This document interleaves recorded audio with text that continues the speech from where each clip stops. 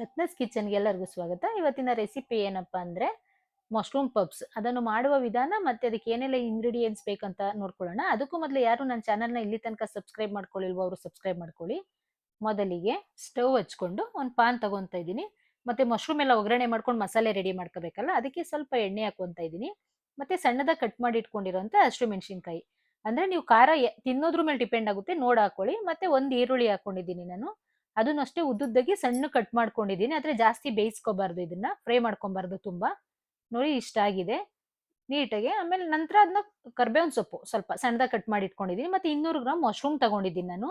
ಸಣ್ಣ ಕಟ್ ಮಾಡ್ಕೊಂಡಿದ್ದೀನಿ. ಅಂದ್ರೆ ಈರುಳ್ಳಿ ಸ್ವಲ್ಪ ತಗೊಂಡಿದ್ದೀನಿ. ಮಶ್ರೂಮ್ ಜಾಸ್ತಿ ಹಾಕೊಂಡ್ರೆ ನಾವು ಮನೆಗೆ ಮಾಡ್ಕೊಳ್ಳೋದಲ್ವಾ, ತುಂಬಾ ಚೆನ್ನಾಗಿರುತ್ತೆ. ಮತ್ತೆ ರುಚಿಗೆ ಎಷ್ಟು ಬೇಕೋ ಅಷ್ಟು ಉಪ್ಪು ಹಾಕೊಂಡು ಮಿಕ್ಸ್ ಮಾಡ್ಕೋಬೇಕು. ಮತ್ತೆ ಅದಕ್ಕೆ ಸ್ವಲ್ಪ ಧನಿಯಾ ಪುಡಿ, ಸ್ವಲ್ಪ ಗರಂ ಮಸಾಲ, ಸ್ವಲ್ಪ ಖಾರಕ್ಕೆ ಚಿಲ್ಲಿ ಪೌಡ್ರು, ಸ್ವಲ್ಪ ಪೆಪ್ಪರ್ ಪೌಡ್ರು, ಇದಿಷ್ಟು ಹಾಕೊಂಡು ಮಿಕ್ಸ್ ಮಾಡ್ಕೊಂತ ಇದ್ದೀನಿ. ಅಂದ್ರೆ ಇದಕ್ಕೆ ಸ್ವಲ್ಪ ಕಲರ್ ಬೇಕು ಅಂತ ಅಂದ್ರೆ ಚಿಲ್ಲಿ ಪೌಡ್ರುನು ಹಾಕೋಬಹುದು. ನಾನು ಚಿಲ್ಲಿ ಪೌಡ್ರುನು ಸೇರಿಸ್ಕೊಂತ ಇದ್ದೀನಿ ಅರ್ಧ ಸ್ಪೂನು. ಮತ್ತೆ ಶುಂಠಿ ಬೆಳ್ಳುಳ್ಳಿ ಪೇಸ್ಟ್ ಇದಿಷ್ಟು ಹಾಕೊಂಡು ಲೋ ಫ್ಲೇಮ್ ಅಲ್ಲೇ ಮಿಕ್ಸ್ ಮಾಡ್ಕೊಬೇಕು. ಅಂದ್ರೆ ಕ್ಯಾಪ್ ಕ್ಲೋಸ್ ಮಾಡಿದ್ರೆ ಅದು ನೀರ್ ನೀರ್ ತರ ಬರುತ್ತೆ. ಅದನ್ನ ಮೊದಲು ತುಂಬಾ ತೊಳೆದು ನೀರೆಲ್ಲ ಹೋಗಂಗೆ ಇಟ್ಕೋಬೇಕು. ತುಂಬಾ ಫುಲ್ ನೀರೆಲ್ಲ ಡ್ರೈ ಆಗ್ಬೇಕು. ಮಶ್ರೂಮ್ದು ನೀರಿನ ಅಂಶನೇ ಇರಬಾರ್ದು. ನೋಡಿ ಓಪನ್ ಅಲ್ಲೇ ಎಲ್ಲಾನು ಫ್ರೈ ಮಾಡ್ಕೋಬೇಕು. ಅದಕ್ಕೆ ಸ್ವಲ್ಪ ತೊಳೆದು ಇಟ್ಕೊಂಡಿದಂತ ಕೊತ್ತಂಬರಿ ಸೊಪ್ಪೆಲ್ಲ ಸೇರಿಸ್ಕೊಂಡು ನೀಟಾಗಿ ಮಿಕ್ಸ್ ಮಾಡ್ಕೊಂಡು ಅದನ್ನ ಸ್ವಲ್ಪ ಹೊತ್ತು ತಣ್ಣಗಾಗ್ಲಿಕ್ಕೆ ಬಿಡಬೇಕು. ನಂತರ ಒಂದು ಬಾಣಲಿ ತಗೊಂಡು ಅದಕ್ಕೆ ಒಂದು ಮುಕ್ಕಾಲ್ ಬೌಲ್ ಅಂದ್ರೆ ಒಂದು ಊಟದ ಬಾಕ್ಸ್ ಅಲ್ಲಿ ಹಾಕೊಂತ ಇದ್ದೀನಿ ನಾನು ಮೈದಾ ಹಿಟ್ಟು. ಅದನ್ನ ನಾವು ಚಪಾತಿ ಹಿಟ್ಟು ಕಲಿಸ್ತೀವಲ್ಲ, ಸ್ವಲ್ಪ ಸ್ವಲ್ಪನೇ ನೀರ್ ಹಾಕೊಂಡು ನಿಧಾನಕ್ಕೆ ನಾದಿಸ್ಬೇಕು. ಅದನ್ನ ತುಂಬಾ ಚೆನ್ನಾಗಿ ಬರ್ಬೇಕದು. ನೋಡಿ ಸ್ವಲ್ಪ ಸ್ವಲ್ಪನೇ ನೀರ್ ಹಾಕೋಬೇಕು. ತುಂಬಾ ತೆಳುನು ಮಾಡ್ಕೋಬಾರ್ದು, ತುಂಬಾ ಗಟ್ಟಿನೂ ಇರಬಾರ್ದು. ಚೆನ್ನಾಗಿ ಬರ್ಬೇಕು. ಕೈಗೆ ಸ್ವಲ್ಪನೂ ಹಿಟ್ಟು ಅಂಟಬಾರ್ದು. ಆ ತರ ನೀಟಾಗಿ ಎಲ್ಲ ಮಾಡ್ಕೊಂಡು ಲಾಸ್ಟ್ಗೆ ಸ್ವಲ್ಪ ಲೈಟ್ ಆಗಿ ಎಣ್ಣೆ ಹಾಕೊಂಡು ಉಂಡೆ ಕಟ್ಟಿ ಸ್ವಲ್ಪ ಹೊತ್ತು ಬಿಡಬೇಕು. ಒಂದು 10ರಿಂದ 15 ನಿಮಿಷ ಸ್ವಲ್ಪ ಹೊತ್ತು ಪ್ಲೇಟ್ ಮುಚ್ಚಿ ಎತ್ತಿಕ್ಬೇಕು. ಒಂದು ಸಪರೇಟ್ ಬೇರೆ ಬಾಕ್ಸ್ ಹಾಕೊಂಡು ಎತ್ತಿಕ್ಕೋಬೇಕು. ನೋಡಿ ಎಲ್ಲ ರೆಡಿ ಆಗಿದೆ, ಎತ್ತಿಕ್ತಾ ಇದ್ದೀನಿ. ಮತ್ತೆ ಅದಕ್ಕೊಂದು ಲೇಯರ್ ಬರೋಕ್ಕೆ ಎಣ್ಣೆನಾದ್ರೂ ಹಾಕೋಬಹುದು, ತುಪ್ಪನಾದ್ರೂ ಹಾಕೋಬಹುದು. ಅಕ್ಕಿ ಹಿಟ್ಟು ಮತ್ತೆ ತುಪ್ಪ ಎರಡನ್ನೂ ಸೇರಿಸ್ಕೊಂಡು ನಾನು ಮಿಕ್ಸ್ ಮಾಡ್ಕೊಂತ ಇದ್ದೀನಿ. ಅಂದ್ರೆ ನೀವು ತುಪ್ಪ ಇಲ್ಲ ಅಂತಂದ್ರೆ ಆ ಮಾಮೂಲಿ ಎಣ್ಣೆ, ನಾರ್ಮಲ್ ಎಣ್ಣೆ ಇರುತ್ತಲ್ಲ ಮನೇಲಿ ನಾವು ಅಡುಗೆ ಯೂಸ್ ಮಾಡೋ ಎಣ್ಣೆನೆ ಮಿಕ್ಸ್ ಮಾಡ್ಬೋದು. ತುಪ್ಪ ಆದ್ರೆ ತುಂಬಾ ಚೆನ್ನಾಗಿ ಬರುತ್ತೆ ಅಂತ. ನಂತರ ನೋಡಿ ಎಲ್ಲ ರೆಡಿ ಆಗಿದೆ. ನಾನು ಒಂದೊಂದೇ ಉಂಡೆ ತಗೊಂಡು ಅದೇನು ನೀಟಾಗಿ ಬರ್ಬೇಕು ಅಂತ ಏನಿಲ್ಲ. ಯಾಕೆಂದ್ರೆ ನಾವು ಕಟ್ ಮಾಡ್ಕೊಂತೀವಲ್ಲ, ಅದರಿಂದ ಅದು ರೌಂಡ್ ಏನ್ ಬರ್ಬೇಕು ಅಂತ ಏನ್ ನೀಟಾಗಿಲ್ಲ. ಈ ತರ ಎಲ್ಲ ನೀಟಾಗಿ ಒತ್ಕೊಂಡು ಅಂದ್ರೆ ನಾನು 3 ಚಪಾತಿ ಮಾಡ್ಕೊಂತೀವಲ್ಲ ಆ ತರ ಒಂದ್ 4ರಿಂದ 5, 6 ಈ ತರನು ಮಾಡ್ಕೋಬಹುದು. 3 ಲೇಯರ್ ಮಾಡ್ಕೊಂಡ್ರೆ ಸಾಕು. ಸ್ವಲ್ಪ ಒಳಗಡೆ ಎಲ್ಲ ನೀಟಾಗಿ ಮಸಾಲೆ ಎಣ್ಣೆ ಹಿಡಿದು ಚೆನ್ನಾಗಿ ಬೇಯುತ್ತೆ ಅಂತ. ನೋಡಿ ಅದಕ್ಕೆ ನಾನು ರೆಡಿ ಮಾಡ್ಕೊಂಡಿರುವಂತದ್ದು ತುಪ್ಪ ಮತ್ತೆ ಅಕ್ಕಿ ಹಿಟ್ಟು 2 ಸೇರಿಸಿ ಮಿಕ್ಸ್ ಮಾಡ್ಕೊಂಡಿದ್ದೆ. ಅದನ್ನ ಒಂದ್ರ ಮೇಲೆ ಒಂದು ಹಾಕೊಂಡು ನೀಟಾಗಿ ಒಂದೊಂದು ಲೇಯರ್ಗೆ ಈ ತರ ಹಚ್ಕೋಬೇಕು. ತುಪ್ಪ ಮತ್ತೆ ಅಕ್ಕಿ ಹಿಟ್ಟು ಎರಡನ್ನು ಈ ತರ ಎಲ್ಲ ರೆಡಿ ಮಾಡ್ಕೊಂಡು 3 ಲೇಯರ್ ಎಲ್ಲ ರೆಡಿ ಮಾಡ್ಕೊಂಡು ಅದನ್ನ ಫೋಲ್ಡ್ ಮಾಡ್ಕೋಬೇಕು. ಒಂದ್ 3 ಫೋಲ್ಡ್ ಮಾಡ್ಕೊಂಡ್ರೆ ಸಾಕು. ನಾನು 3 ಫೋಲ್ಡೇ ಮಾಡ್ಕೊಂತ ಇದ್ದೀನಿ.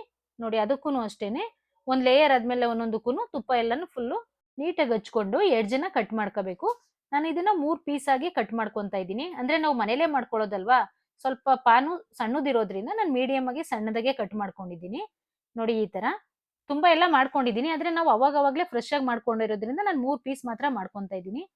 ನೋಡಿ ಈ ತರ ಮಾಮೂಲಿ ಫಸ್ಟಿಗೆ ನಾವು ಪೂರಿ ಒತ್ತುತ್ತೀವಲ್ಲ, ಅದೇ ತರನೇ ಒತ್ಕೊಂಡು ಇದ್ನು ಕೂಡ ಅದೇನೆ ಎಡ್ಜ್ ಎಲ್ಲ ಕ್ಲೀನಾಗಿ ಕಟ್ ಮಾಡ್ಕೋಬೇಕು. ಮೊದ್ಲು ಹೇಳಿದ್ನಲ್ಲ ಅದೇ ತರ ನೀಟಾಗಿ ಸ್ಕ್ವಯರ್ ಆಗಿ ಎಡ್ಜ್ ಎಲ್ಲ ಕಟ್ ಮಾಡ್ಕೊಂಡು ನಮ್ಗೆ ಯಾವ ಸೈಜ್ ಬೇಕು ಆ ಸೈಜ್ ಮಾಡ್ಕೋಬಹುದು. ಆದ್ರೆ ನಾನು ಮೀಡಿಯಮ್ ಆಗಿ ಇರ್ಲಿ ಅಂತ ಸಣ್ಣ ಸಣ್ಣದಾಗಿ ಈ ತರ ಮಾಡ್ಕೊಂಡಿದ್ದೀನಿ. ನೋಡಿ ಎಲ್ಲ ರೆಡಿ ಆಗಿದೆ.